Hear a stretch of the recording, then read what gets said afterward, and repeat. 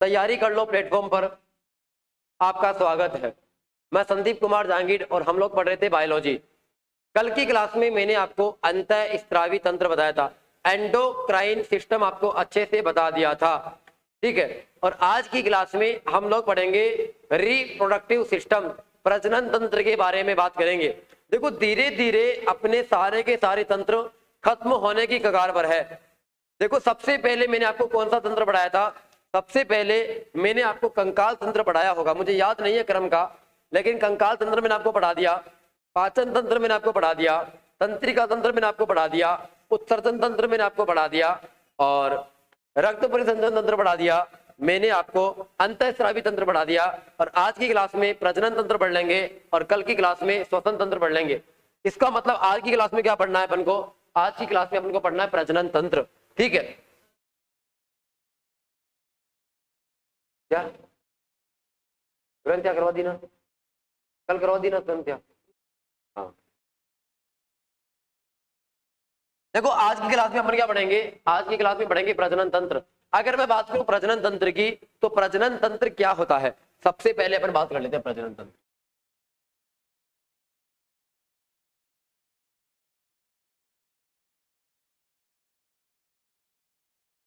प्रजनन तंत्र reproductive system. Background नीला करो। बैकग्राउंड तो नीला नहीं कर सकता, अब मुझे आता नहीं है नीला करना। कोर्स कब तक हो जाएगा? कोर्स तो बहुत जल्दी हो जाएगा। आप यूं मानिए कि बायोलॉजी तो मैं 2-3 दिन में पूरी करवा दूंगा आपको, उसके बाद में 5 दिन 6 दिन की आप फिजिक्स मान लीजिए, मतलब 1 सप्ताह के अंदर अंदर मैं आपको सिलेबस करवा दूंगा। देखो प्रजनन तंत्र की बात करता हूं। सबसे पहले अगर आपसे कोई पूछेगा कि प्रजनन करना क्यों आवश्यक है, तो सबसे पहले तो आपको याद रखना है कि प्रजनन करने के दौरान या फिर प्रजनन इसलिए किया जाता है ताकि वंश की वृद्धि हो, या फिर अपने ही सम्मान संतान उत्पत्ति करने के लिए, अपने ही सम्मान संतान उत्पत्ति करने के लिए प्रजनन क्रिया की जाती है।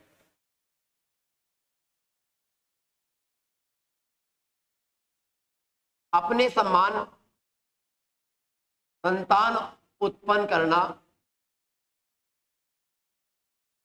संतान उत्पन्न करने की क्रिया, अपने ही समान संतान उत्पन्न करने की क्रिया क्या कहलाती है बताओ? प्रजनन कहलाती है।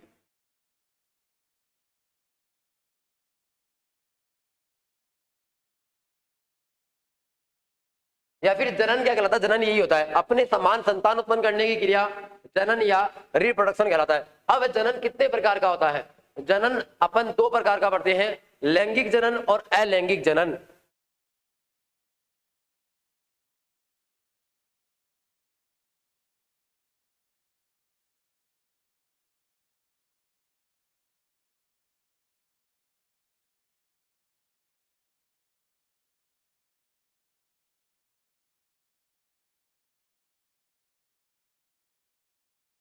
देखो अपने पास कौन सा बताओ? लैंगिक जनन और अलैंगिक जनन। अगर मैं यहां पर आपको बताऊं कि लैंगिक जनन क्या होता है,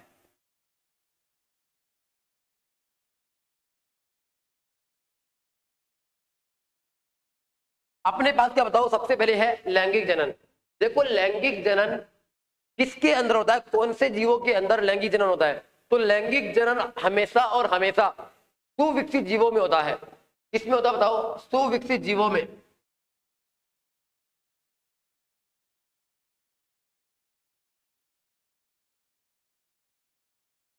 लैंगिक जनन किसमें होता है बताओ? सुविकसित जीवों में। जबकि अलैंगिक जनन अपने पास किसमें होता है बताओ? अविकसित जीवों में।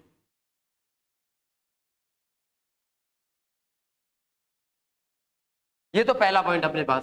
अगर मैं बात करूं कि लैंगिक जनन के अंदर क्या होता है, हमेशा याद रखना कि लैंगिक जनन के अंदर हमेशा जनन क्रिया करने के लिए, आपको गौर से सुनना इस बात को, लैंगिक जनन के अंदर लैंगिक क्रिया करने के लिए 2 लिंग की आवश्यकता पड़ती है। लैंगिक जनन के अंदर जनन क्रिया करने के लिए 2 लिंग की आवश्यकता होती है। लिंग क्या होगा? नर या मादा। लिंग क्या होगा बताओ? नर या मादा। लेकिन अलैंगिक जनन के अंदर जनन क्रिया करने के लिए 2 लिंग की आवश्यकता नहीं होगी। अगर मादा लिंग है तो मादा से मादा की उत्पत्ति हो जाएगी, अगर नर है तो नर से नर की उत्पत्ति हो जाएगी। इसका मतलब लैंगिक जनन के अंदर दो लिंग की आवश्यकता होती है।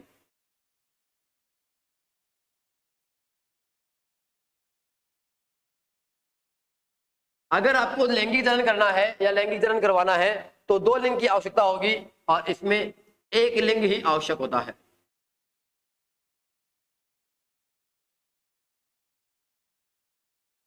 इसमें क्या होता है बताओ, एक लिंग ही आवश्यक होता है, समझ गए आप। अब अगर मैं बात करूं 3 नंबर के पॉइंट की, 3 नंबर का पॉइंट क्या कहता है, देखो इसमें दो लिंग की आवश्यकता होती है, इसमें एक लिंग की आवश्यकता होती है, ये बात आपको समझ में आ गई। अब अगर आपने कभी देखा होगा कि जो छोटे मोटे जीव होते हैं जो ज्यादा विकसित नहीं हो पाते हैं, उनमें कौन सा जनन होता है, अलैंगिक जनन होता है। और आप देखते होंगे कि उनके शरीर की बनावट, वो सारे के सारे जीव आपको एक समान लगते हैं।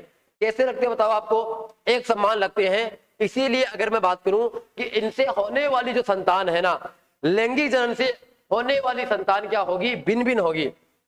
इनसे होने वाली संतान क्या होगी बताओ, भिन्न भिन्न होगी। इनसे होने वाली संतान क्या होगी बताओ, भिन्न भिन्न होगी, जबकि इसके अंदर होने वाली संतान क्या होती है बताओ, एक समान होती है।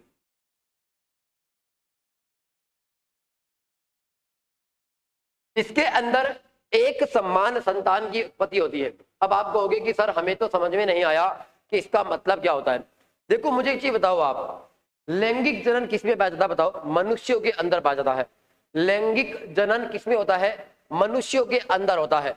और जब मनुष्य लैंगिक क्रिया करता है तो आप अच्छे से जानते होंगे कि लैंगिक क्रिया करने के लिए नर व मादा दोनों लिंग की आवश्यकता होती है। जब लैंगिक क्रिया की जाती है, जब निषेचन की प्रक्रिया की जाती है, और निषेचन की प्रक्रिया के दौरान जब जायगोट का निर्माण होता है, और जो जायगोट से भ्रूण बनता है, और भ्रूण से किसका निर्माण होता है बताओ, बच्चे का निर्माण होता है। किससे होता है बताओ, बच्चे का निर्माण होता है। अब आप जानते होंगे कि एक माँ से दो बच्चे उत्पन्न होते हैं। क्या दोनों बच्चे एक समान होते हैं क्या, नहीं होते। उनके नाक नक्शा भी अलग होता है, उनकी चाल चलन अलग होती है, सब कुछ क्या होता है बताओ, अलग अलग होता है। कुछ गुणधर्म उनके समान हो सकते हैं, लेकिन अगर मैं बात करूं वह टोटली क्या होता है बताओ, डिफरेंट होता है। संतान उनकी क्या होती है बताओ, भिन्न भिन्न होती है। लेकिन अगर मैं बात करूं अलैंगिक जनन के अंदर, तो अलैंगिक जनन के अंदर जो उत्पन्न होने वाली संतान है ना, चाहे एक संतान उत्पन्न हो, चाहे आपको 100 संतान उत्पन्न हो, सारी संतानें एक जैसी होगी। उनका नाक अगर चिपका हुआ है तो सारी संतानों का नाक चिपका हुआ मिलेगा। ये बात आपको ध्यान में रखनी है, ठीक है। अब कई बार पेपर में आता है कि क्लोन का निर्माण कौन से जनन के दौरान होता है। क्लोन का निर्माण कौन से जनन के दौरान होता है। क्लोन का मतलब होता है हूबहू वैसी की वैसी संतान उत्पन्न करना जो पहले थी। इसका मतलब क्लोन का निर्माण कौन करता है, अलैंगिक जनन करता है। क्लोन का निर्माण कौन करता है बताओ, अलैंगिक जनन करता है। समझ गए आप। अब अगर मान लो कि कोई आपसे पूछेगा कि लैंगिक जनन मनुष्य के अंदर होता है, किसमें होता है बताओ, मनुष्य के अंदर होता है। अगर मैं बात करूं अलैंगिक जनन किसमें होता है बताओ, जैसे हो गया अमीबा, पैरामीशियम,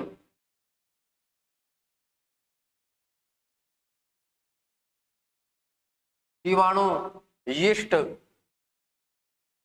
परजीवी, कवक, इन सब के अंदर क्या होता है बताओ, इन सब के अंदर अलैंगिक जनन होता है। अब आप मुझे बताओ कि एक जो मनुष्य होता है, मनुष्य किस प्रकार का जीव है, मनुष्य किस प्रकार का जीव है। प्लीज सर नीला कर लो। अरे नीला नहीं करना आता।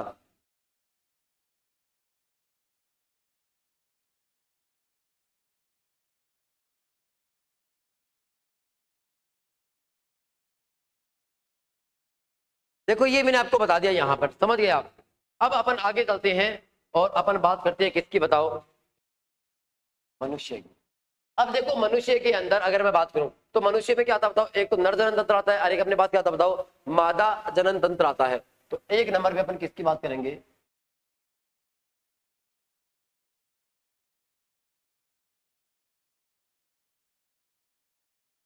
नर जनन तंत्र की। किसकी बात करते हैं अपन, नर जनन तंत्र की बात करते हैं। अगर मैं आपको बताऊं कि नर जनन तंत्र क्या होता है, तो नर जनन तंत्र दो भागों में टूटता है। कितने भागों में टूटता बताओ? दो भागों में। इसके अंदर एक तो क्या होता बताओ? मुख्य अंग।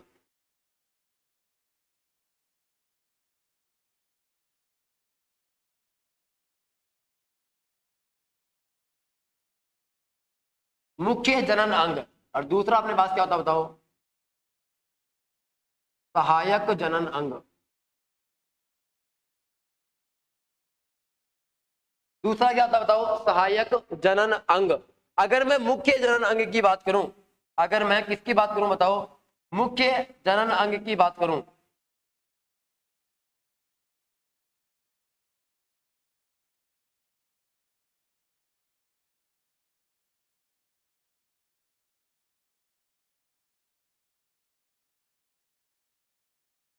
तो सबसे पहले अपन बात करेंगे किसकी?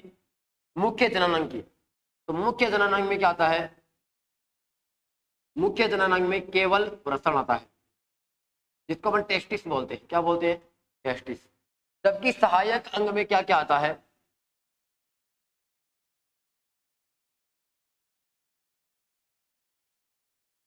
सहायक जनन अंग में शुक्रवाहिनी,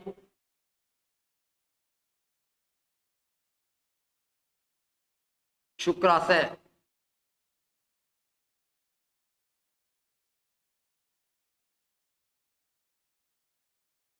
काउपर ग्रंथि, प्रोस्टेट ग्रंथि, और अपने पास क्या होता है बताओ? शीशन। ये क्या होता है बताओ? ये अपने पास नर जनन तंत्र के क्या होते हैं बताओ? भाग होते हैं। क्या होते हैं बताओ? नर जनन तंत्र के भाग होते हैं। अब अपन को एक नंबर पे क्या पढ़ना होगा? एक नंबर पे हमें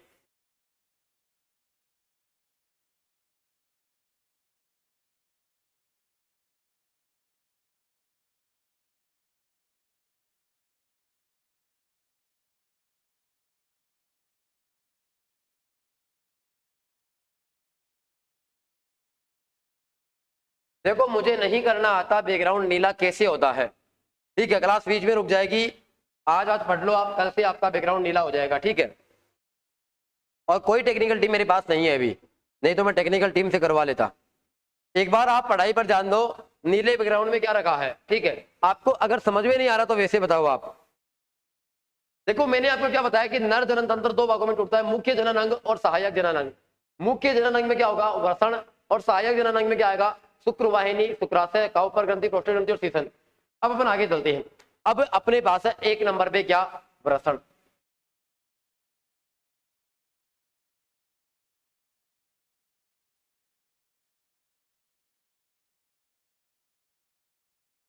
इसको अपन क्या बोलते हैं बताओ? टेस्टिस बोलते हैं। क्या बोलते हैं? टेस्टिस बोलते हैं। क्या बोलेंगे अपन? टेस्टिस बोलेंगे। अब देखो, इसकी अपन छोटी छोटी बातें कर लेते हैं। यह वृषण मानव शरीर में या फिर नर के अंदर कहां पे पाया जाता है? यह वृषण कहां पाया जाता है? तो आपको लिख देता हूं,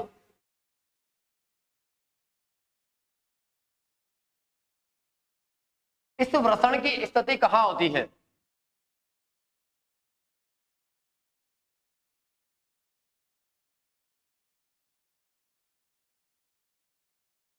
उदरावरण गुहा के नीचे, एब्डोमिनल केविटी के नीचे। कहां होता है बताओ वृषण?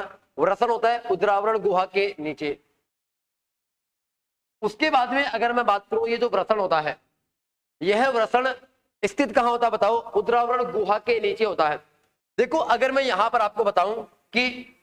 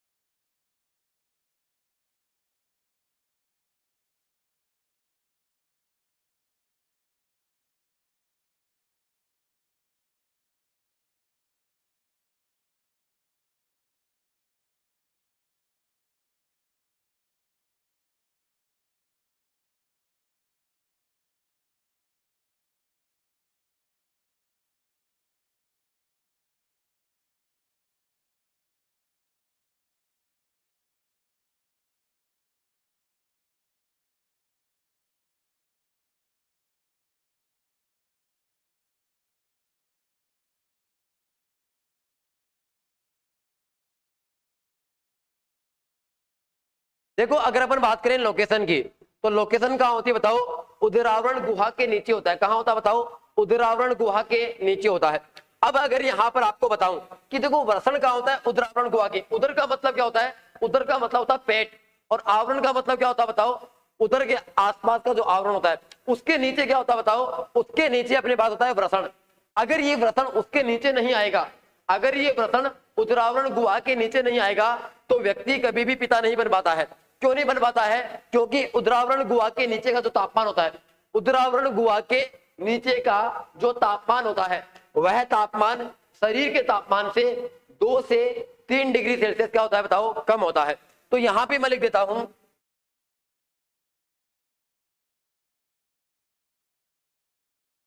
वृषण का तापमान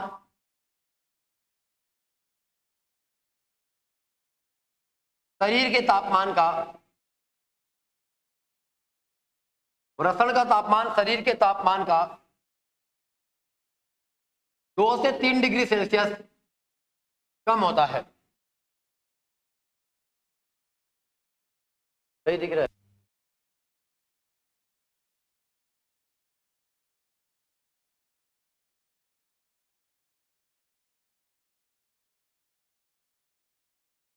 का तापमान शरीर के तापमान का 2 से 3% क्या होता है बताओ?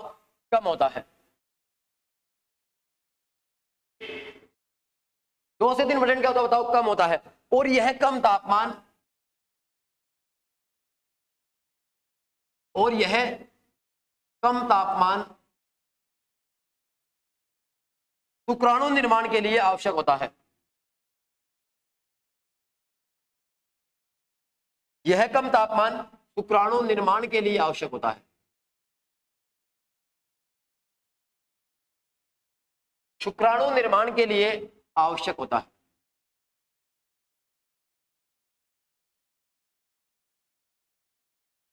अब देखो अगर मैं बात करूं कि जो वृषण होता है ना, उन वृषण की संख्या कितनी होती है? उन वृषण की संख्या 2 होती है। कितनी होती है बताओ? उन वृषण की संख्या 2 होती है, और वो वृषण थैली में लटके हुए होते हैं। एक अपने शरीर के अंदर, अपने उदरावरण गुहा के नीचे एक थैली होती है, और उस थैली के अंदर, उस थैली के अंदर ये वृषण क्या होते हैं बताओ? उपस्थित होते हैं। समझ गए आप? तो ये वृषण क्या होते हैं बताओ?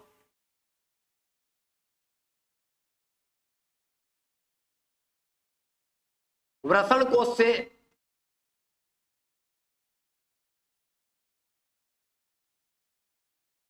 वृषण कोश में वृषण की संख्या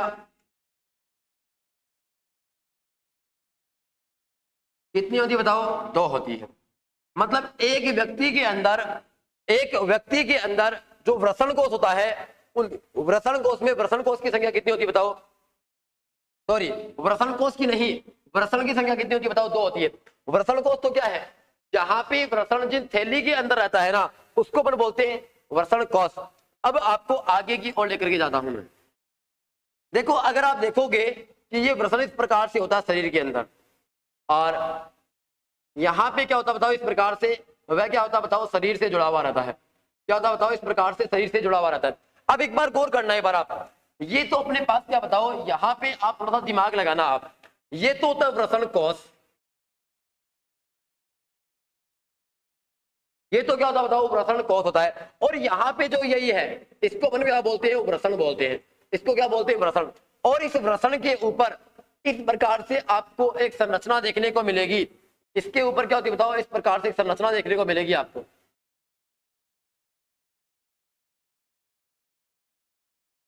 इस संरचना को अपन क्या बोलते हैं बताओ? अधिवृषण बोलते हैं। क्या बोलते हैं बताओ? अधिवृषण। अब देखो जो शुक्राणु होते हैं ना, शुक्राणु वो कहां बनते हैं? वो बनते तो वृषण के अंदर है, वो बनते तो वृषण के अंदर है, लेकिन बनने के बाद में जो शुक्राणु हैं वो बाहर भी निकलते हैं। जब वो बाहर निकलते हैं तो उनको बनाने के लिए, उनको बाहर निकलने के लिए उनको प्रेरित कौन करता है? अधिवृषण करता है। तो अगला पॉइंट अपने पास क्या है?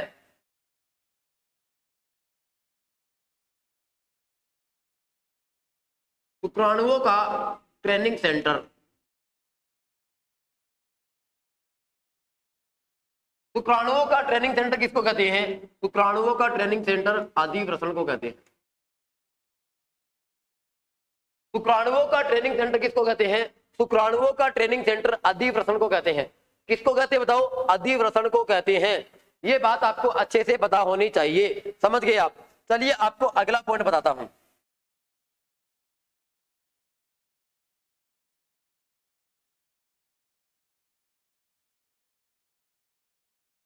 देखो अगर मैं बात करूं, ये जो वृषण है,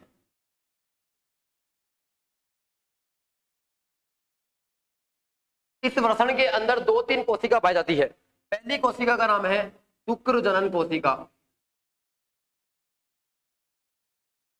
पहली कोशिका का नाम क्या बताओ? शुक्र जनन कोशिका। पहली कोशिका का नाम क्या बताओ?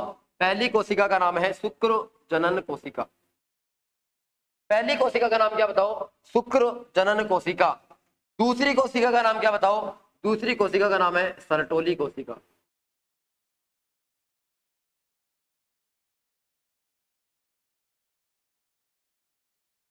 और तीसरी कोशिका का नाम क्या बताओ? अंतराली कोशिका।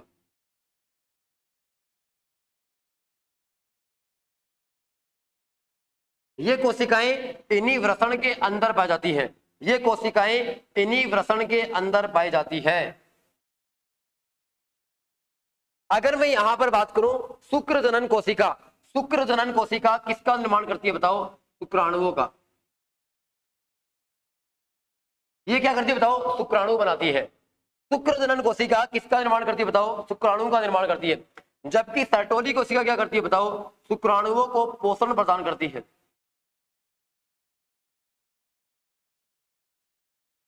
शुक्राणुओं को पोषण कौन देती है बताओ? सर्टोली कोशिका शुक्राणुओं को पोषण प्रदान करती है। और अंतराली कोशिका से क्या निकलता है?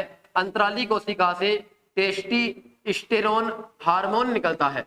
क्या निकलता है बताओ? टेस्टोस्टेरोन हार्मोन निकलता है। क्या निकलता है? टेस्टोस्टेरोन हार्मोन निकलता है।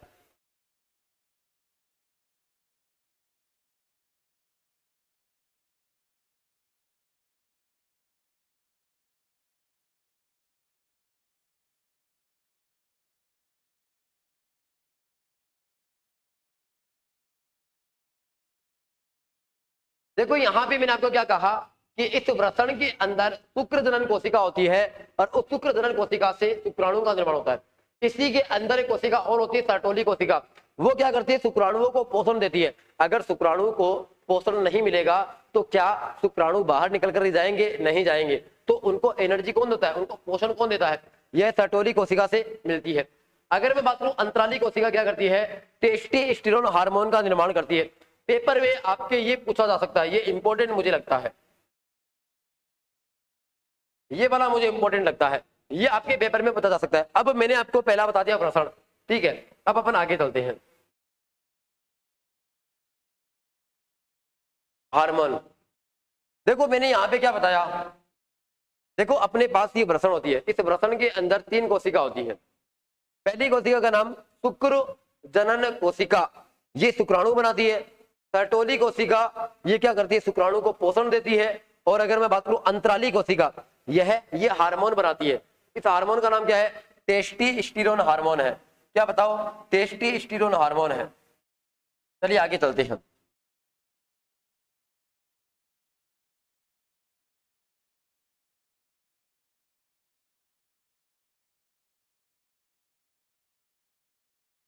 अब अपने पास है शुक्रवाहिनी। क्या है अपने पास बताओ? शुक्रवाहिनी। अब ये शुक्रवाहिनी क्या काम करती है?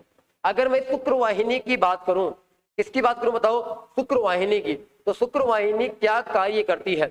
शुक्रवाहिनी शुक्राणु को इस वृषण से उठा करके वह क्या करती है? आगे तक ले जाती है। तो शुक्रवाहिनी, वाहिनी का मतलब क्या होता है? ले जाने वाली। शुक्र का मतलब क्या हो जाएगा? शुक्राणु हो जाएगा। मतलब शुक्राणु को ले जाने वाली, आगे की ओर ले जाने वाली नलिका क्या होती है? शुक्रवाहिनी होती है। ये देखो बंद तो जाता है, शुक्राणु वृषण में बंद तो जाता है, लेकिन इस शुक्राणु को उस वृषण से उठा करके उसको एक मार्ग तो मिलना चाहिए ना। मैंने यहाँ पे देखो आपको यहाँ पे डायग्राम बताया था, और यहाँ पे नलिका जुड़ी होती है इस प्रकार से। यहाँ पे क्या होती है बताओ? नलिका जुड़ी होती है, और वो इस प्रकार से क्या करती है बताओ? इस प्रकार से आगे जाती है। समझ गए आप? इसका मतलब ये जो नलिका है ना, ये इसी को अपन क्या बोलते हैं? शुक्रवाहिनी बोलते हैं। क्या बोलते हैं बताओ? शुक्रवाहिनी बोलते हैं। तो शुक्रवाहिनी शुक्राणुओं के लिए क्या करती है, मार्ग प्रदान करती है।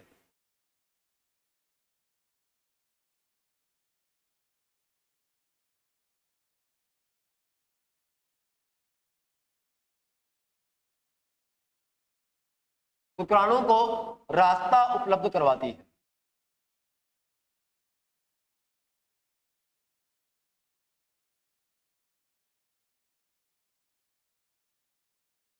अब अगर आपको आगे की ओर लेकर चलूं, देखो अगर मान लो कि इस शुक्र वाहिनी को बीच में से काट दिया जाए, वापस से जाना एक बार पीछे, देखो यहां पे मैंने आपको क्या कहा कि ये वृषण था, ये वृषण कोष था और यहां पे शुक्र वाहिनी थी। अगर मान लो इस शुक्र वाहिनी को काट दिया जाए, इस शुक्र वाहिनी को यहां से काट दिया जाए, या फिर इसको यहां से काट करके, इसको यहां से काट करके और यहां इसके गांठ लगा दी जाए।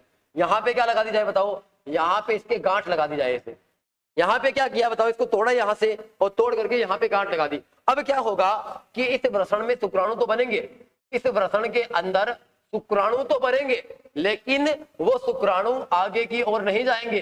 वो शुक्राणु क्या होंगे बताओ, आगे की ओर नहीं जाएंगे। जब शुक्राणु आगे की ओर नहीं जाएंगे तो आपको पता होगा कि अगर मान लो कि कोई व्यक्ति जनन क्रिया करता है तो वो कभी भी क्या नहीं बन पाएगा, पिता नहीं बन पाएगा। और इसी को अपन क्या बोलते हैं, पुरुषों की नसबंदी बोलते हैं। तो कई बार पेपर में आता है कि पुरुषों की नसबंदी के समय, पुरुषों की नसबंदी के समय कौन सी नलिका में गांठ लगा दी जाती है। तो यहां पे लिखना आप, पुरुषों के नसबंदी के समय, पुरुषों की नसबंदी के समय, पुरुषों की नसबंदी के समय शुक्र वाहिनी के गांठ लगा दी जाती है। शुक्र वाहिनी को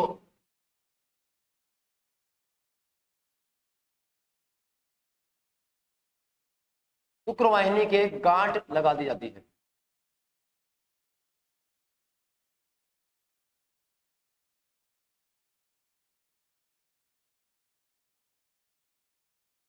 अगला पॉइंट,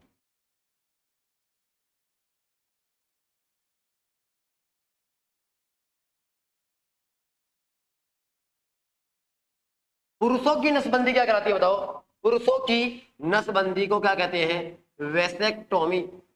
पुरुषों की नसबंदी को क्या कहते हैं, वैसेक्टोमी कहते हैं।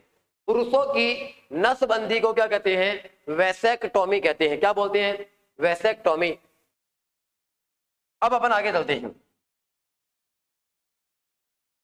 3 नंबर पे अपने पास क्या बताओ, शुक्राशय।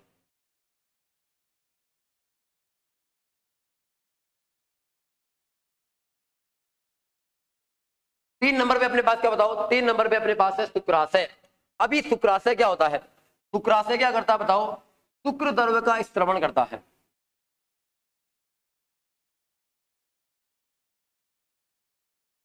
शुक्राशय शुक्र द्रव्य का स्त्रवण करता है।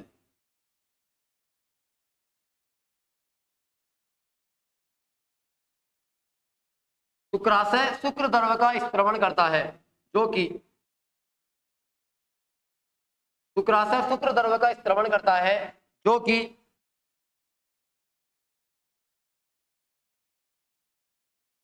शुक्राणु को ऊर्जा प्रदान करता है। शुक्र द्रव्य क्या करता है बताओ, शुक्राणु को ऊर्जा प्रदान करता है। क्या करता है, ऊर्जा प्रदान करता है। आपको बस इतना याद रखना है शुक्राशय का काम क्या होता है। 4 नंबर पे अपने पास क्या बताओ, प्रोस्टेट ग्रंथि।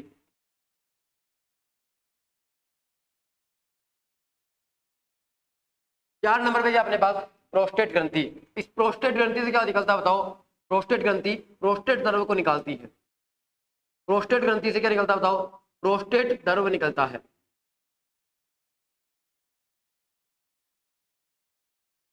क्या निकलता है बताओ, प्रोस्टेट द्रव्य निकलता है,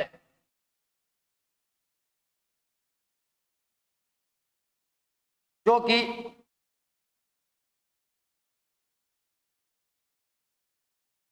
शुक्राणु को गतिशीलता प्रदान करता है, जो कि शुक्राणु को गतिशीलता प्रदान करता है। क्या करता है बताओ, गतिशीलता प्रदान करता है। 5 नंबर पे क्या अपने पास, काउपर ग्रंथि। काउपर ग्रंथि से क्या निकलता है बताओ? काउपर ग्रंथि से काउपर द्रव निकलता है। क्या निकलता है बताओ? काउपर द्रव निकलता है, जो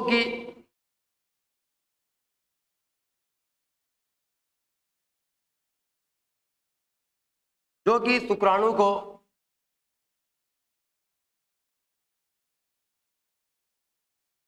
क्षारीयता एवं चिकनाहट प्रदान करता है, जो कि शुक्राणु को क्षारीयता एवं चिकनाहट प्रदान करता है।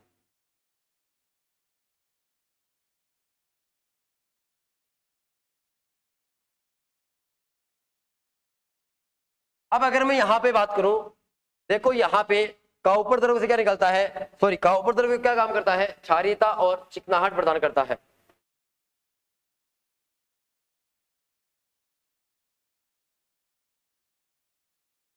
मैं बताऊंगा अभी आपको।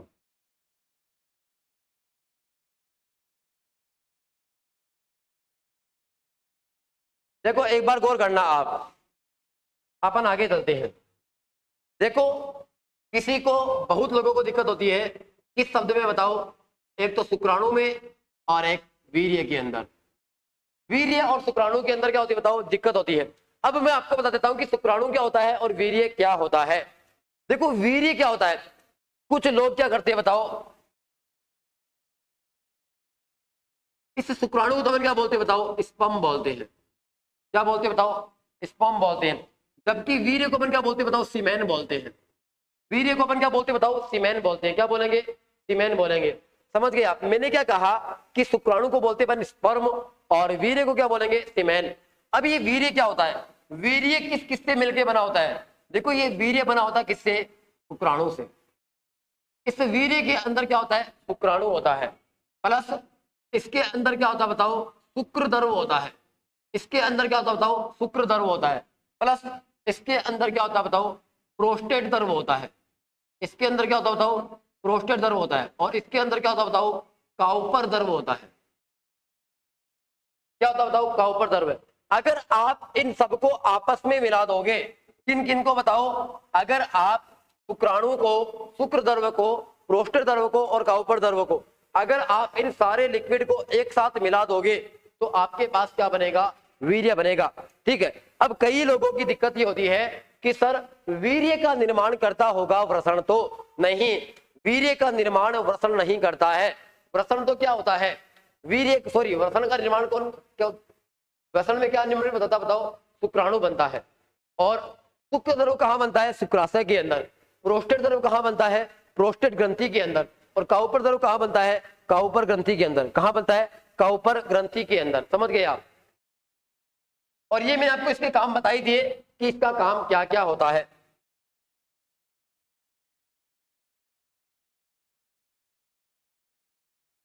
अब अपने पास एक और बचा हुआ है जिसको हम बोलते हैं सीसन।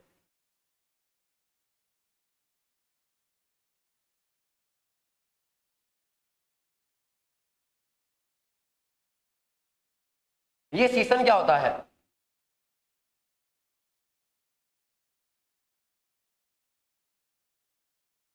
इसको पुरुषों का बाह्य जननांग कहते हैं। इसको क्या कहते हैं बताओ? पुरुषों का बाह्य जननांग कहते हैं। इसका मतलब पुरुषों के जो जनन अंग होते हैं, पुरुषों के जो जनन अंग होते हैं, और उसमें जो बाहर से दिखने वाला जो है, बाहर से जो भाग दिखता है वह क्या कहलाता है बताओ? सीसन कहलाता है। क्या कहलाता है बताओ? सीसन कहलाता है। समझ गए आप? अब आपको एक बात और बताता हूं। देखो पुरुषों के जनन तंत्र के अंदर एक मार्ग तो होता है वीर्य का, और एक मार्ग किसका होता है बताओ? मूत्र का। अब कुछ लोग ये सोचते होंगे कि पुरुषों के अंदर मूत्र नलिका अलग होती होगी और वीर्य कहीं और नलिका से निकलता होगा, लेकिन ऐसा कभी नहीं होता है। आपको एक चीज हमेशा याद रखनी है कि पुरुषों के अंदर वीर्य और मूत्र के लिए एक कॉमन नलिका होती है। क्या होती है बताओ? एक कॉमन नलिका होती है। मतलब दोनों की दोनों एक ही कॉमन नलिका से निकलते हैं। आपने ऑब्जर्व किया होगा अच्छे से कि जब कभी व्यक्ति मूत्र उत्सर्जन कर रहा होता है तब कभी भी वीर्य नहीं निकलता है, और जब कभी वीर्य का उत्सर्जन होता है तो उसी समय मूत्र नहीं निकलता है। अब होता क्या है आपको बता देता हूं, ये इस प्रकार से नलिका होती है, ठीक है, और इसके अंदर क्या होता है, एक ही नलिका होती है वैसे ये, और इसके दो भाग हो जाते हैं, समझ गए आप। अब होगा क्या कि जब वीर्य का निर्माण होगा ना, जब वीर्य का निर्माण होगा तो ये क्या हो जाएगी, ये एकदम से फुल करके मोटी हो जाएगी। मान लो कि इसके अंदर से वीर्य आ रहा है और इसके अंदर से क्या आ रहा है बताओ, मूत्र आ रहा है। जब आप वीर्य का उत्सर्जन करते हैं तो क्या होगा, ये नलिका फुल करके मोटी हो जाएगी और इस नलिका को क्या कर देगी, ब्लॉक कर देगी। इस नलिका को क्या कर देगी बताओ, ब्लॉक कर देगी। इसका मतलब अब इसी नलिका से क्या निकलेगा, वीर्य निकलेगा। और जब मूत्र की इच्छा होती है, मतलब दोनों एक साथ कभी भी नहीं आते हैं, एक साथ कभी नहीं आते, इसका मतलब क्या हो गया कि दोनों की कॉमन नलिका होती है, दोनों एक ही नलिका से आते होंगे तभी तो ये एक साथ नहीं निकलते हैं। जब मूत्र निकलता तो वीर्य नहीं निकलता, तो वीर्य निकलता तो क्या नहीं निकलता, मूत्र नहीं निकलता। ये बात आपको ध्यान में रखनी होगी, ठीक है। अब देखो मेरी तरफ से देखो नर जनन तंत्र पूरा हो गया है। अब अपने पास बचा हुआ है मादा जनन तंत्र। अब एक बार जल्दी से बताइए आपको समझ में आया कि नहीं आया। विकास कुमार जी, आज आप थोड़ा सा पेशेंस रख लो। आप कल से मैं बैकग्राउंड भी चेंज कर दिया करूंगा, कल से बैकग्राउंड चेंज कर दूंगा मैं, ठीक है। मुझे नहीं आता चेंज करना, नहीं तो मैं खुद कर देता आपको, ठीक है।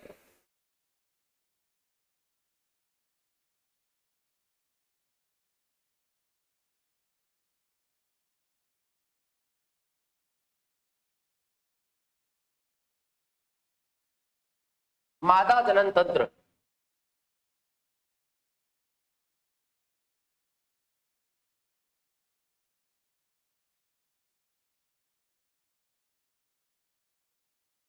मुख्य जनन अंग,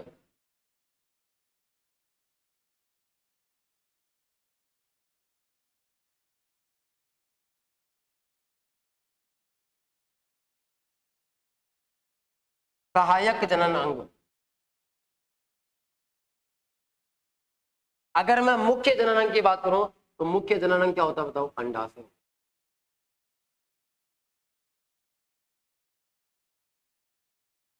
अगर मैं सहायक जनन अंग की बात करूं तो सहायक अंग जनन में सबसे पहले क्या हो जाएगा, अंडवाहिनी।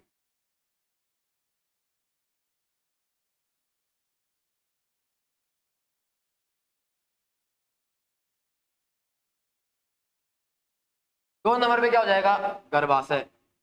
अगर मैं बात करूं 3 नंबर पे, देखो 1 नंबर पे अंडवाहिनी, 2 नंबर पे क्या हो जाएगा, गर्भाशय, 3 नंबर पे क्या हो जाएगा,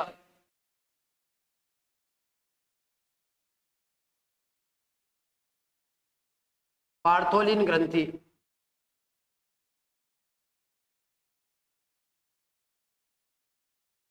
और 4 नंबर पे क्या हो जाएगा, योनि हो जाएगा। ये अपने पास क्या होता है बताओ, 4 अंग होता है। अब मैं सबसे पहले आपको बताता हूं किसके बारे में, बताओ अंडाशय के बारे में। सबसे पहले मैं बात करता हूं किसके बारे में, बताओ अंडाशय के बारे में। सबसे पहले मैं बात करूंगा किसकी, बताओ अंडाशय की।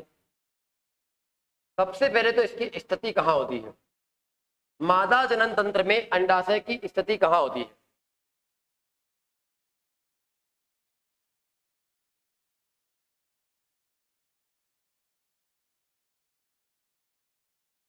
फेलोपियन ट्यूब के नीचे,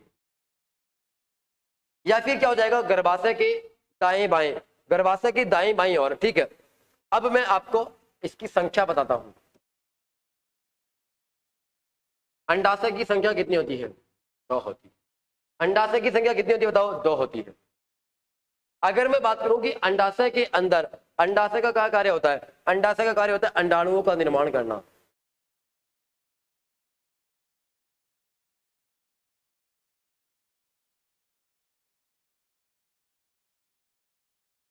अंडाणुओं का निर्माण करना किसका कार्य होता है बताओ, अंडाशय का होता है। अगर मैं बात करूं इसी अंडाशय के अंदर, जैसे आपको मैंने बताया था कि वृषण के अंदर 3 कोशिका पाई जाती है, उसी प्रकार से इस अंडाशय के अंदर भी कुछ कोशिकाएं पाई जाती है।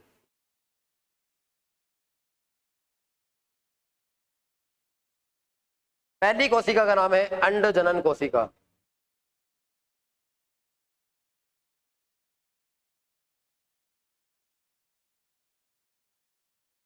पहली कोशिका का नाम क्या बताओ, अंड जनन कोशिका। अंड जनन कोशिका किसका निर्माण करती है बताओ, अंडजनन कोशिका अंडाशय का निर्माण करती है, सॉरी अंडाशय का नहीं, अंडाणुओं का निर्माण। अंडजनन कोशिका अंडाणुओं का निर्माण करती है। इसके अंदर एक कोशिका होती है जिसका नाम होता है पुटीकीय कोशिका।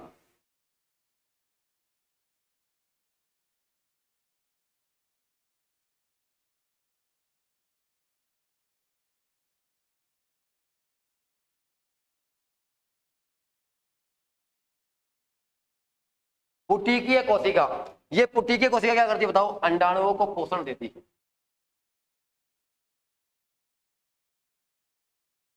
ये क्या करती है बताओ? अंडाणुओं को पोषण देती है। क्या करती है? अंडाणुओं को पोषण देती है। इसके अलावा अगर मैं बात करूं अपने पास एक और कोशिका होती है जिसको अपन क्या बोलते हैं बताओ? ग्रासियन पुटिका। हाँ,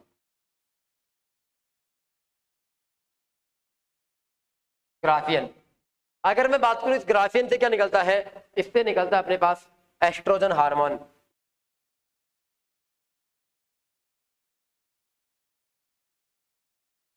इससे क्या निकलता है बताओ? Oestrogen hormone. और यही क्या होता है बताओ? महिला लिंग हार्मोन होता है।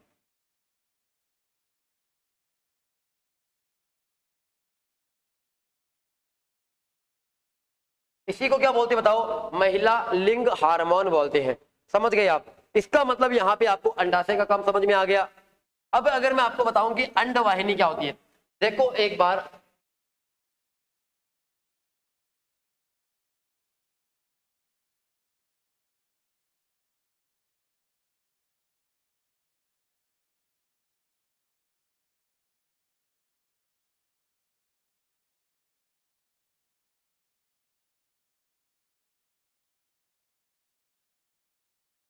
देखो रेबारी आपका जो भी नाम है, मैं आपके कमेंट बराबर पढ़ पा रहा हूं, ठीक है। देखो अगर आपको समझ में नहीं आया तो एक बार आप वीडियो को दोबारा से देखोगे ना तो आपको सब कुछ समझ में आ जाएगा, ठीक है। देखो और किसी का कोई डाउट नहीं है ऐसा कि समझ में नहीं आया। समझने वाली तो कोई दिक्कत नहीं है, सबको कोई दिक्कत नहीं है। जरूर कोई इस प्रकार का कमेंट है कि सर चित्र से समझाए, सर आंखों में ज्यादा प्रभाव पड़ता है, इस प्रकार के कमेंट जरूर आ रहे हैं। लेकिन आप जो पूछ रहे हो ना कि एक बार वापस बताओ, वापस बता दूंगा, कोई दिक्कत नहीं है। लेकिन अपना एग्जाम काफी नजदीक है, ठीक है। आप इसको खुद रिवीजन कर सकते हो। जैसे ही आपके पास ये वीडियो आ जाए आप 50 बार देखिए, कोई दिक्कत नहीं है आपके।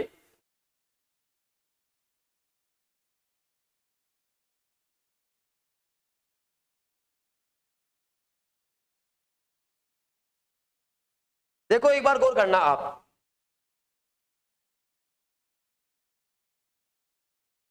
अगर मैं यहां पे बात करूं इसका डायग्राम किस प्रकार से होता है।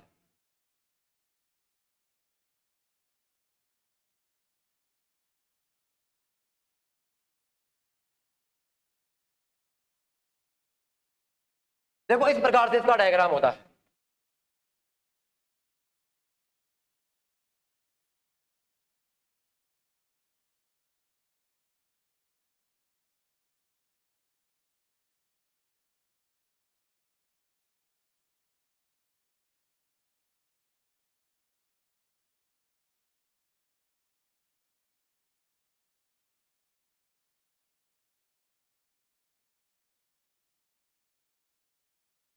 अब यहां पे गौर करना है एक बार आप, ये क्या है बताओ? ये है गर्भाशय और ये क्या बताओ? योनि है। ये अपने पास क्या बताओ? ये है अंडवाहिनी। ये क्या बताओ? अंडवाहिनी। और यहाँ पे क्या होते हैं बताओ? यहाँ पे आपको अंडाशय दिखेंगे। यहाँ पे आपको क्या दिखेंगे बताओ? अंडाशय दिखेंगे। इसका मतलब अगर मैं बात करूं फेलोपियन ट्यूब के नीचे क्या होता है बताओ? अंडाशय होता है। और इसी अंडाशय के अंदर किसका निर्माण होता है बताओ? अंडाणुओं का निर्माण होता है। समझ गए आप? अब देखो होगा क्या? अंडवाहिनी। अब जैसे ही एक बार गौर करना आप, ये अंडाशय क्या करेगा? अंडाणुओं का निर्माण करेगा। और ये अंडाणु निकल करके क्या करेंगे बताओ? इस प्रकार से आगे जाएंगे। क्या करेंगे बताओ? इस प्रकार से क्या करेंगे बताओ? आगे की ओर जाएंगे। और जब देखो निषेचन की प्रक्रिया होगी, जब निषेचन की प्रक्रिया होगी तो शुक्राणु क्या करेंगे बताओ? बाहर से अंदर की तरफ आएंगे इस प्रकार से। और बाहर से जब अंदर की तरफ आएंगे तो ये कहीं ना कहीं यहाँ पर आकर के क्या करेंगे बताओ? यहाँ पर आकर के वो कुश्ती लड़ेंगे। यहाँ से अंडाणु निकल करके आएगा और बाहर से क्या निकल करके आएगा बताओ? शुक्राणु निकल करके आएगा। और यहाँ पे जब वो पुष्टि करेंगे तो क्या होंगे बताओ, आपस में क्या करते हैं बताओ, एक दूसरे के हो जाते हैं। इसका मतलब अंडाणु और शुक्राणु आपस में यहाँ पर आकर के क्या करते हैं बताओ, निषेचन कर लेते हैं। तो कई बार पेपर में आता है कि मादा के अंदर कहां पे निषेचन की प्रक्रिया होती है, तो आप बताओगे अंडवाहिनी के अंदर। कहां होती है बताओ, अंडवाहिनी में होती है। अगर आपको बताऊं कि अंडवाहिनी के अंदर क्या होती है बताओ, अंडवाहिनी के अंदर निषेचन की घटना होती है। क्या होती है बताओ, निषेचन की घटना। इसका मतलब अंडाणु और शुक्राणु आपस में मिलकर के जो जायगोट बनाते हैं और जो निषेचन बनाते हैं, निषेचन की क्रिया करते हैं, वो कहां होती है बताओ, अंडवाहिनी में होती है। अब इसके अंदर और क्या प्रश्न पूछ सकते हैं आपसे। अब अगर मान लो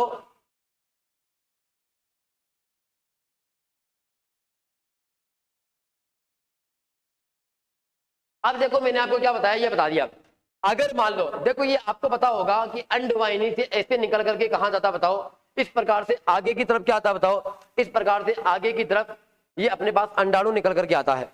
अगर इस अंडवाहिनी को काट करके इसके गांठ लगा दी जाए, जिस प्रकार से शुक्रवाहिनी के लगाई थी, तो ये अंडाणु बाहर नहीं निकलेंगे। इसका मतलब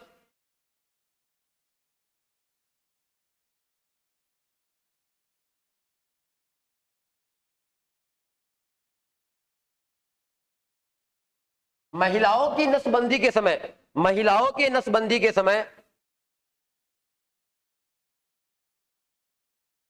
सुधीर जी आपको बताऊंगा जुड़वा बच्चे कैसे बनते हैं, कोई दिक्कत नहीं, आपको अच्छे से बताऊंगा जुड़वा बच्चे कैसे बनते हैं। एक बार आप इसको समझने की कोशिश करना है। बार आप जुड़वा बच्चे भी बताऊंगा आपको, और एक बच्चा कैसे पैदा होता है वो भी आपको सब बताऊंगा मैं। एक बार यहाँ पे फोकस करिए आप। देखो अंडवाहिनी के अंदर निषेचन की घटना होती है। अगर अंडवाहिनी को काट करके गांठ लगा दी जाए तो महिलाओं की क्या हो जाएगी बताओ, नसबंदी हो जाएगी, अंडाणु बाहर नहीं निकलेंगे। और महिलाओं की नसबंदी को क्या कहते हैं, ट्यूबेक्टोमी कहते हैं। ट्यूबेक्टोमी। महिलाओं की नसबंदी क्या कहलाती है, महिलाओं की नसबंदी ट्यूबेक्टोमी कहलाती है। महिलाओं की नसबंदी क्या कहलाएगी, ट्यूबेक्टोमी कहलाएगी। महिलाओं की नसबंदी क्या कहलाएगी बताओ, ट्यूबेक्टोमी कहलाएगी। समझ गए आप। अब यहां पे मैंने कहा कि अंडवाहिनी में गांठ लगाओगे तो महिलाओं की नसबंदी, शुक्रवाहिनी में गांठ लगाओगे तो पुरुषों की नसबंदी। अब अपने पास क्या बताओ, गर्भाशय है। क्या अपने पास गर्भाशय, ये अपने पास है गर्भाशय। अब गर्भाशय का आकार कैसा होता है, चलो अगली स्लाइड में बात कर लेते हैं अपन।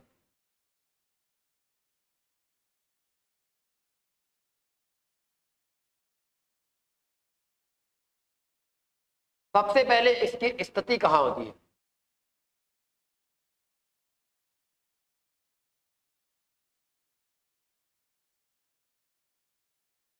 योनि के ऊपर।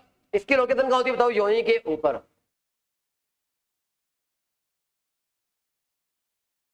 इसका आकार क्या होता है, इसका आकार होता है उल्टी नाशपाती के समान।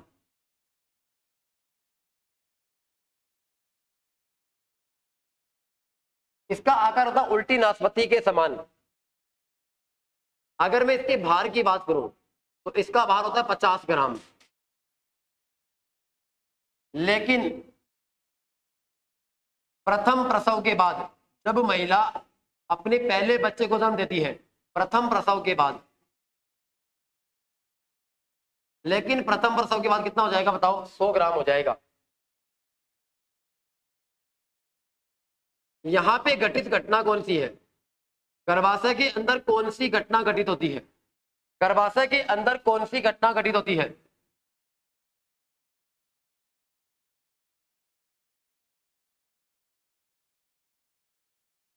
ऋतुस्राव चक्र, मासिक चक्र। देखो अगर मैं बात करूं कि महिलाओं के अंदर जो मासिक चक्र होता है, वो मासिक चक्र की घटना कहां होती है बताओ, गर्भाशय के अंदर होती है। समझ गए। अब मैं आपको कुछ बातें इस मासिक चक्र की अर्थात इस ऋतुस्राव चक्र की बता देता हूं।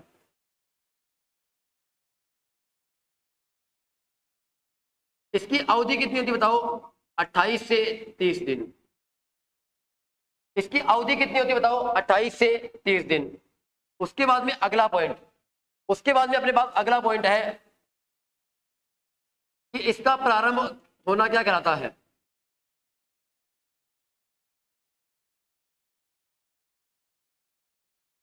इसका प्रारंभ मीनार कहलाता है। और इसकी समाप्ति क्या कहलाती है बताओ? मासिक चक्र की समाप्ति को क्या कहते हैं? मेनोपॉज कहते हैं।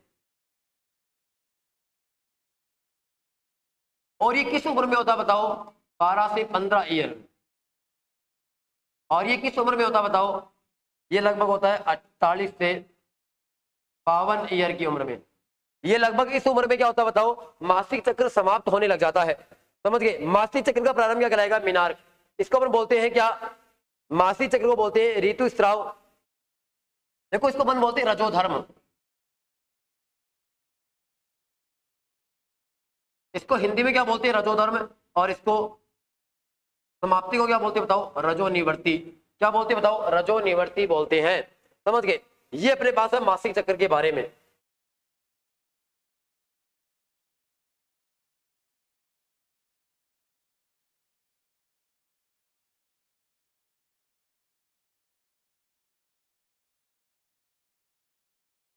महिला में वीर्य का मार्ग, अरे सब कुछ बताऊंगा, आप टेंशन ना लीजिए, सब कुछ बताऊंगा। एक बार गौर करना, ये मैंने आपको बता दिया कि गर्भाशय के अंदर गर्भाशय की लोकेशन कहाँ होती है, कहाँ पे क्या क्या पॉइंट होता है। अब देखो ऋतुस्राव चक्र क्या होता है। ऋतुस्राव चक्र की अगर मैं बात करूं कि महिला को हर महीने क्या होता है बताओ? मासिक चक्र की प्रारंभ होती है। और जब मासिक चक्र का प्रारंभ होता है ना, तो महिला को क्या होता है बताओ? एक असहनीय दर्द होता है। क्या होता है बताओ? असहनीय दर्द होता है। और वो असहनीय दर्द क्यों होता है?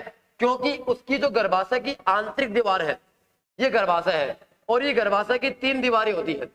गर्भाशय की कितनी दीवारें होती है बताओ? गर्भाशय की 3 दीवारें होती है। और जो गर्भाशय की आंतरिक दीवार है, गर्भाशय की आंतरिक दीवार क्या होती है बताओ? टूट जाती है। गर्भाशय की क्या होती है बताओ? आंतरिक दीवार टूट टूट करके क्या होती है बताओ?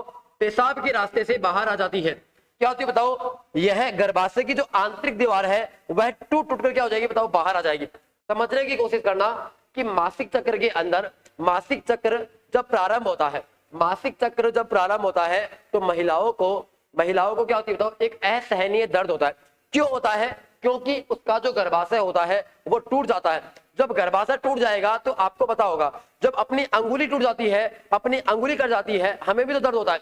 वैसे ही महिला का जो गर्भाशय होता है वो गर्भाशय टूट जाता है, और गर्भाशय टूटने से वहां पे हल्का रक्त स्त्राव होता है। क्या होता है बताओ? रक्त स्त्राव होता है। तो अपन बात करते हैं इसकी ब्लीडिंग फेज की।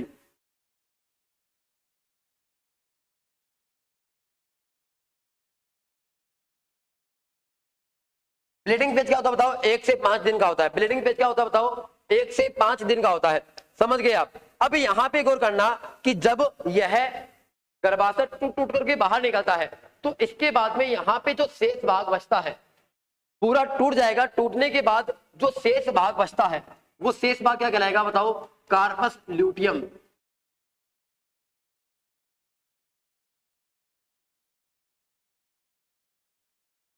शेष भाग क्या कहलाएगा बताओ? Corpus luteum. देखो गर्भाशय का जो आंतरिक भाग टूट टूट करके बाहर निकल जाता है, और टूटने के बाद जो शेष भाग बचता है उसको हम बोलते हैं कार्पस ल्यूटियम। क्या निकलता है बताओ? कार्पस ल्यूटियम निकलता है, बचता है। इस कार्पस ल्यूटियम से एक हार्मोन निकलता है। इस कार्पस ल्यूटियम से एक हार्मोन निकलता है। इससे निकलने वाला स्रावित हार्मोन कौन सा है?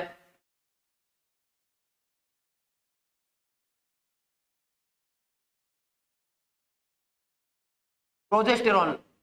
कौन सा हार्मोन निकलता है बताओ? प्रोजेस्टेरॉन हार्मोन निकलता है। कौन सा हार्मोन निकलता है बताओ? Progesterone hormone.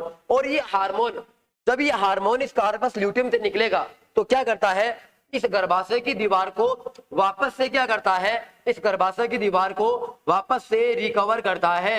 ये क्या करता है बताओ? यह प्रोजेस्टेरॉन हार्मोन गर्भाशय की दीवार को वापस से रिकवर करता है। इसीलिए कई बार पेपर में आता है कि गर्भाशय रिकवरी हार्मोन किसको कहते हैं? प्रोजेस्टेरॉन को।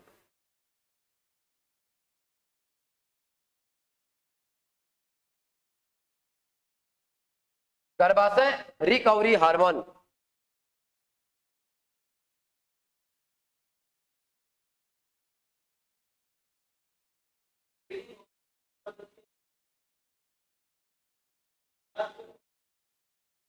देखो जब गर्भाशय टूट टूट करके बाहर निकल जाता है तो यहाँ पे एक पीला पीला एक भाग बचता है, पीला भाग। उस पीले भाग को क्या बोलते हैं? कार्पस ल्यूटियम कहते हैं। क्या बोलते हैं? Corpus luteum. और इसी कार्पस ल्यूटियम से एक हार्मोन निकलता है, और उस हार्मोन का नाम क्या होता है बताओ? प्रोजेस्टेरोन हार्मोन होता है। क्या होता है बताओ? प्रोजेस्टेरोन हार्मोन होता है और इसी हार्मोन को क्या कहते हैं, गर्भाशय रिकवरी हार्मोन कहते हैं। क्या कहते हैं, गर्भाशय रिकवरी हार्मोन कहते हैं। तो साथियों आज की क्लास को यहीं पे समाप्त करूंगा क्योंकि समय इजाजत नहीं दे रहा है, टाइम हो चुका है, समझ गए। अगर कुछ भाग बच गया है तो आने वाली क्लास में कर लेंगे। सुधीर जी मैंने आपके सारे के सारे प्रश्न पढ़ लिए हैं और कल की क्लास में आपके सारे डाउट मैं सॉल्व कर दूंगा कि कैसे दो बच्चों का निर्माण होता है, कैसे जुड़वा बच्चों का निर्माण होता है, कैसे महिला के अंदर वीर्य का निर्माण होता है, महिला के अंदर वीर्य का मार्ग क्या होता है, वो सारी बातें अपन कल कर लेंगे। ठीक है, तो आज की क्लास में यहीं तक पढ़ेंगे। मिलते हैं कल की क्लास में एक नई एनर्जी के साथ, नए जोश के साथ। तब तक के लिए आपको अलविदा कहूंगा। जय हिंद, जय भारत।